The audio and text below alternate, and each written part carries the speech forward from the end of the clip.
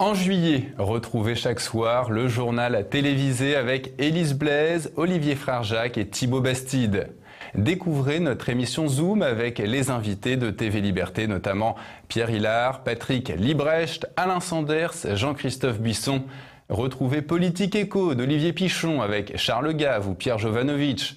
Prenez le temps de découvrir Passé-Présent avec Philippe Conrad, La Petite Histoire avec Christopher Lannes, Perles de Culture avec Anne Brassier, ou encore l'émission de débat Tête à Clash, Immédiat avec Jean-Yves Le Gallou et Hervé Grandchamp, et la semaine de Campagnole de Christian Combaz. TV Liberté est avec vous tout l'été. Foncez sur tvliberté.com.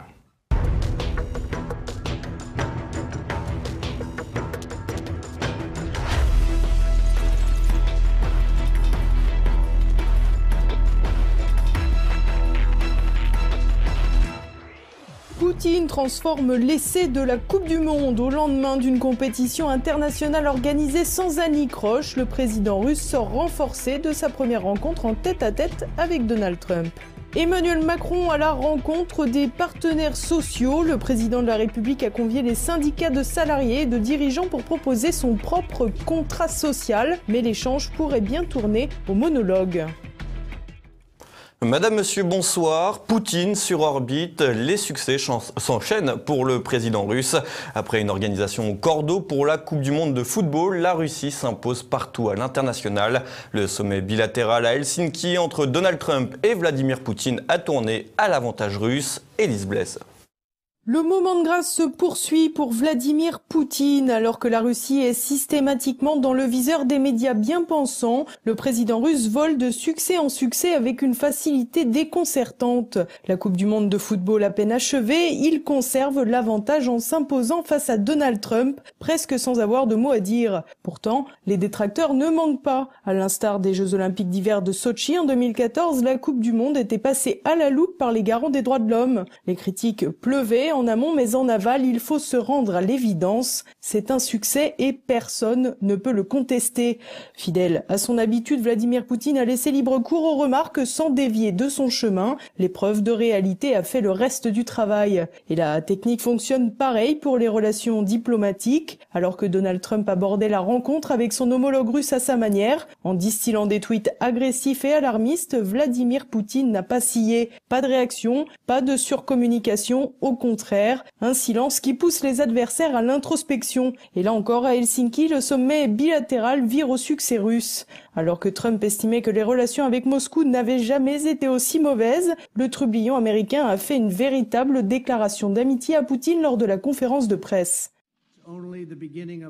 La rencontre d'aujourd'hui n'est que le début d'un processus plus long, mais nous avançons vers un futur meilleur, avec un dialogue fort et très réfléchi. Nos accords sont basés sur le désir américain de l'amitié, de la coopération et de la paix. Et je pense pouvoir aussi parler au nom de la Russie quand je dis ceci. Et si l'ambiance était à la lune de miel, les dossiers chauds ont tout de même été évoqués. C'est évidemment le cas de la prétendue ingérence russe lors de la campagne américaine. Vladimir Poutine n'a pas dévié de ses habitudes, il a nié en bloc toute responsabilité. Une fois de plus, le président Trump a mentionné la question de la prétendue ingérence de la Russie dans les élections américaines, et j'ai dû répéter ce que j'ai dit plusieurs fois, y compris pendant nos contacts personnels. L'État russe ne s'est jamais ingéré et ne va pas s'immiscer dans les affaires intérieures américaines, y compris le processus électoral. Constance et fermeté pour Vladimir Poutine, une attitude qui semble fonctionner puisque Donald Trump a enchaîné en accréditant les propos de son homologue. Le président Poutine a contesté avec force et puissance. Et il a fait une offre incroyable. Il a offert que les gens travaillent sur le dossier des 12 personnes qui coopèrent avec leurs enquêteurs. Donald Trump est allé plus loin sur le dossier. Il a tout simplement qualifié l'enquête sur l'affaire de désastre, des propos qui n'ont pas manqué de faire réagir outre-Atlantique, y compris dans l'administration Trump. Le président américain avait déjà vilipendé la chasse aux sorcières initiée contre Moscou par le FBI, accusant l'agence de dégrader sciemment les relations entre les deux pays. À croire que les deux chefs d'État devaient se rencontrer en chair et en os et seuls pour parvenir à échanger sans interférence. Ce premier tête-à-tête crucial avait d'abord pour but de briser la glace entre les deux dirigeants. Tout porte à croire que c'est désormais chose faite. Et si l'ingérence russe a visiblement occupé l'essentiel de l'échange, les dossiers géopolitiques les plus importants devraient pouvoir être évoqués de manière plus apaisée dans un futur proche. Alors que Trump vient de critiquer fermement l'Union européenne et Theresa May empêtrée dans son Brexit, ce dégel russo-américain apparaît comme un nouveau symbole du délitement et de l'isolement diplomatique européen. Emmanuel Macron reçoit les 8 principaux syndicats à l'Elysée. Le président de la République appelle de ses vœux un nouveau contrat social. Mais derrière l'apparence de dialogue, le chef de l'État paraît déjà bien sûr de ce qu'il veut. Olivier Frère-Jacques. Après les Bleus à l'Elysée, les représentants des syndicats, un rendez-vous plus difficile à gérer et qui suscitera évidemment beaucoup moins d'intérêt de la part du grand public. C'est la première fois depuis l'avènement du président En Marche qu'une telle rencontre a lieu. Elle arrive après une année de réformes à marche forcée, des réformes qui ne satisfont généralement pas des syndicats, qui n'arrivent plus à mobiliser, mais pas non plus une large partie du patronat. En effet, si le président est réputé, un peu facilement, être un chef d'État proche des entreprises, il est surtout un produit de l'administration. Ainsi, le maintien de l'impôt à la source peut être cité comme un exemple de réforme qui n'a pas plu au patronat, à qui cela engendre un coût sans apporter aucun avantage. L'idée du gouvernement est de renouer le dialogue social pour passer à une autre phase de réforme. Côté syndicat de salariés, la pilule pourrait ne pas passer. Le nouveau patron de Force ouvrière, Pascal Pavageau, dénonce ainsi un président faisant mine de dialoguer tout en ayant déjà pris ses décisions. Côté CGT, la méfiance est aussi de mise. Quant à la CFDT, réputée Macron compatible, elle devrait rester à sa place. Le programme évoqué dans le détail rassemble des sujets tels l'assurance chômage, le plan pauvreté et la santé au travail. Avec seulement 2 petites heures pour faire le tour de tout cela, c'est peu. Mais en même temps, les chefs de syndicats n'ont pas non plus remporté la Coupe du Monde, loin s'en faut. Avec un an d'échec syndical face aux réformes et notamment le passage en force sur la CNCF ou les ordonnances de la loi travail, Emmanuel Macron semble plus que jamais en position de force. La rencontre, comme souvent sous l'actuelle mandature, tourne à l'affrontement de com' entre des syndicats de travailleurs devenus bien souvent des syndicats marqués à gauche et défendant les petits intérêts de leur structure, et un président sûr de ce qu'il veut. Des syndicats de patrons, aussi peu représentatifs du patronat que les syndicats de salariés représentent l'ensemble des salariés, devraient être assez dociles, à l'image du MEDEF et de sa ligne très libérale capitaliste. Vous l'aurez compris, Emmanuel Macron veut écrire un nouveau contrat social, mais il l'écrira tout seul, et en tout cas sans vraiment tenir compte de l'avis des partenaires sociaux. Après un an d'échec des syndicats de salariés et un blanc-seing des représentants du patronat, Emmanuel Macron a plus que jamais la voie libre pour mettre en œuvre ses réformes. Mais attention, s'il bénéficie aujourd'hui d'une relative immunité, le désamour en politique peut être très rapide. Tout ne va pas bien dans le petit pays de Trudeau. La plus grande ville canadienne, Toronto, est devenue la capitale du crime du pays avec un pic de fusillade depuis le début de l'exercice 2018. Olivier Frère-Jacques. 200 fusillades en 2018 pour la seule ville de Toronto. Le Canada, c'est le Mexique, un record en l'espace de 6 mois et qui ne prend pas en compte les 3 fusillades depuis le début du mois de juillet. Depuis vendredi seulement, 11 personnes ont été atteintes par des coups de feu sur fond de règlement de compte entre gangs rivaux. La mégalopole de Toronto et ses plus de 6 millions d'habitants est peu à peu devenue une ville à éviter. Loin de ne concerner que les criminels, les violences touchent aussi directement la population. Mi-juin, 2 fillettes de 5 et 9 ans ont ainsi été atteintes par des balles perdues. Les principaux enjeux de rivalité pour les gangs en présence, le contrôle du trafic de drogue et de prostitution, car même dans un pays où le cannabis est en voie de légalisation et où la dite liberté sexuelle mène à des extrémités encore insoupçonnables il y a quelques années, la criminalité portant sur ces 2 objets, la drogue et le sexe, se maintient et peut même s'intensifier. Loin d'être seulement en proie à une crise sociale et morale, la crise est aussi ethnique. Dans un pays faisant de la diversité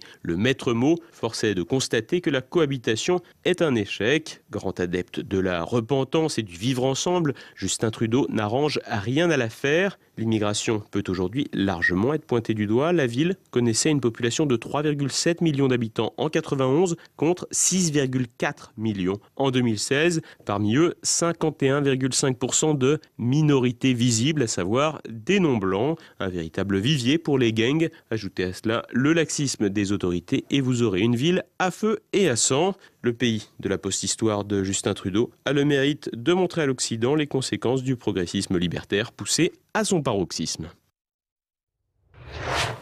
Et on passe à présent à l'actualité en bref, c'est toujours avec Olivier Frère-Jacques. La prison de l'île Séquedin digne d'une télé-réalité. L'administration pénitentiaire a ouvert une enquête après la diffusion d'une vidéo montrant une relation sexuelle entre une surveillante, encore stagiaire, et un détenu dans une cellule de la maison d'arrêt. Suite à cet épisode, le prisonnier a été transféré et la formation de l'apprentie surveillante a été interrompue. La prison de l'île Séquedin avait déjà fait parler d'elle au début du mois. Une octogénaire avait été arrêtée à la sortie du parloir après avoir livré 50 grammes de cannabis à son petit-fils. Viviane Lambert à l'Elysée, juste avant la réception de l'équipe de France de football. La mère de Vincent Lambert a été reçue lundi au palais présidentiel par 2 conseillers d'Emmanuel Macron. Un mois après la demande d'expertise judiciaire par le tribunal administratif, Viviane Lambert a dénoncé le manque de soins adaptés, la restriction des heures de visite et l'enfermement de son fils. Depuis 5 ans, les parents Lambert réclament son transfert dans un service spécialisé. Donald, les bons tuyaux. Après sa visite de 4 jours au Royaume-Uni, le président américain Donald Trump a conseillé au Premier ministre britannique Theresa May de poursuivre l'Union européenne en justice pour imposer ses conditions au Brexit. Le locataire de la Maison-Blanche a également fait savoir qu'il ne signerait aucun accord commercial avec le Royaume-Uni si Theresa May se contentait d'un Brexit dit soft. Malgré ces menaces, le Premier ministre britannique a indiqué vouloir continuer les négociations avec Bruxelles. WhatsApp vers la fermeture. Facebook pourrait fermer temporairement son application de messagerie instantanée pour régler quelques défauts de conception. Le ministère indien chargé des questions relatives aux technologies reproche à Facebook de laisser se propager des messages d'appel à la haine, des fake news et ne rien faire pour empêcher cela. Qui va à la chasse prend la place. Le gouvernement tanzanien a demandé à près de 40 000 Maasai de quitter leur territoire historique avant la fin de l'année. L'objectif, vendre ce terrain à la famille royale de Dubaï qui souhaite en faire une réserve de chasse privée. En contrepartie, le gouvernement a assuré qu'il offrira à chaque Maasai une compensation de 460 € investis dans des projets de développement socio-économique et non versés directement. Et dans un instant, découvrez un nouvel épisode de La Petite Histoire. Cette semaine, Christopher Lannes nous parle de Gilles de Rais, compagnon d'armes de Jeanne d'Arc.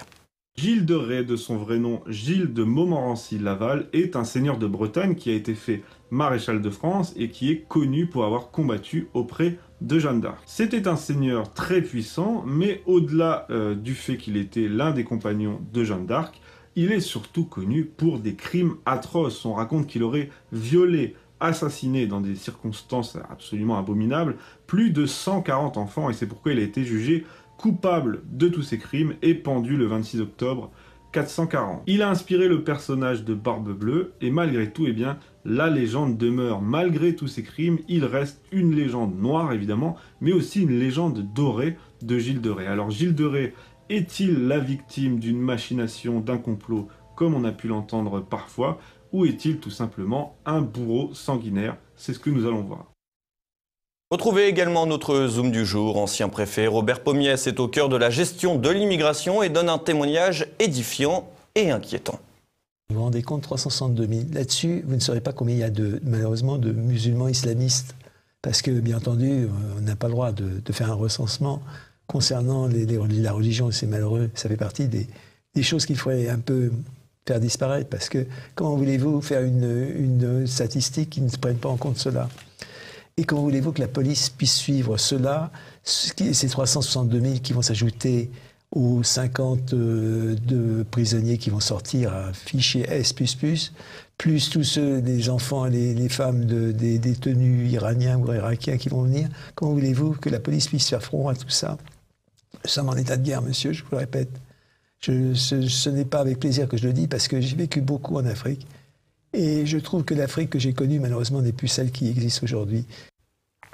Et ce soir, retrouvez Passé Présent, Philippe Conrad rendra hommage à l'historien disparu François Bluch. Gérard Auquemard présentera ensuite son ouvrage Henri VIII consacré au sulfureux roi d'Angleterre aux 6 épouses. Et tout de suite, une nouvelle chronique de la France de Campagnol avec Christian Combaz. C'est maintenant la fin de cette édition. Merci de votre fidélité. À demain. Bonsoir.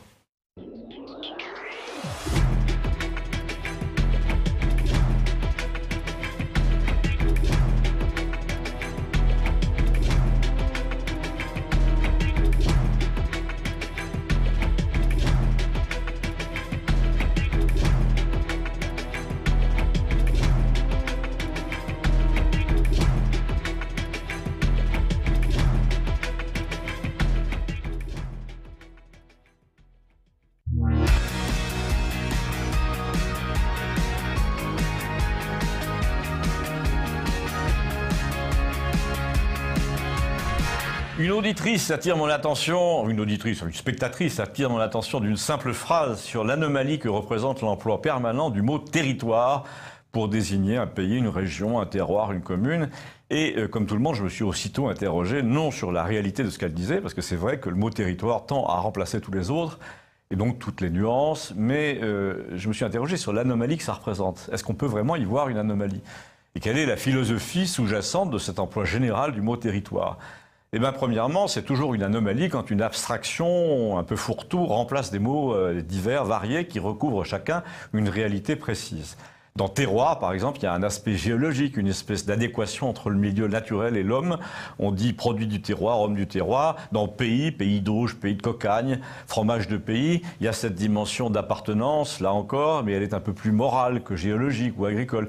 Le cher pays, le pays bien-aimé, nous sommes du même pays. Et puis il y a le mot paysan aussi, qui désigne cette osmose. Il y a contrée aussi, qui est la surface, l'étendue d'un pays, mais dans son unité géographique et humaine encore. Et puis peu à peu, donc, on glisse vers la notion de surface abstraite avec la terre, les terres lointaines, les terres inconnues. Ce sont des lieux que les hommes habitent de moins en moins, et puis on en arrive donc à la notion de territoire, qui est en quelque sorte le cadre vierge, le lieu où tout est possible, le lieu qui attend le géomètre.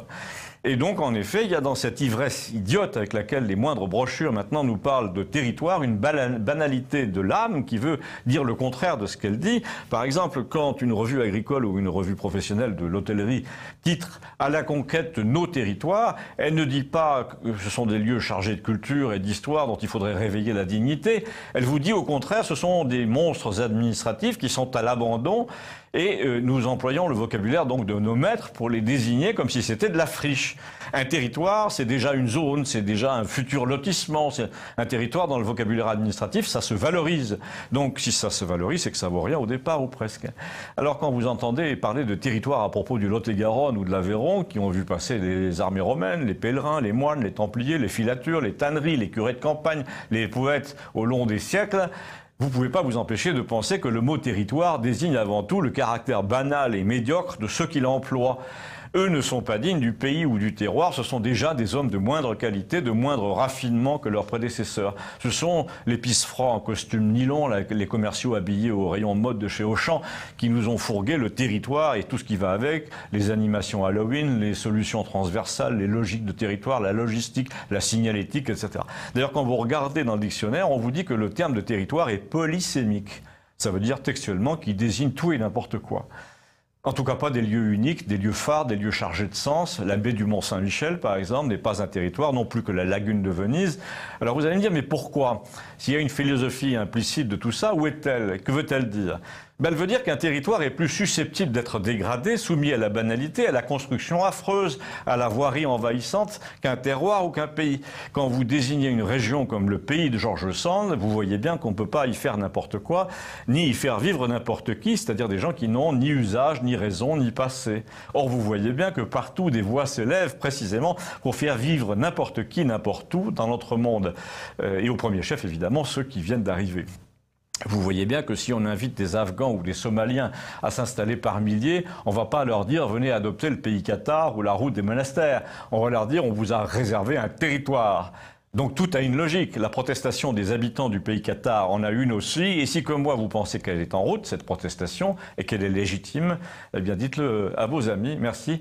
Ça s'appelle Campagnol TVL et c'est sur YouTube.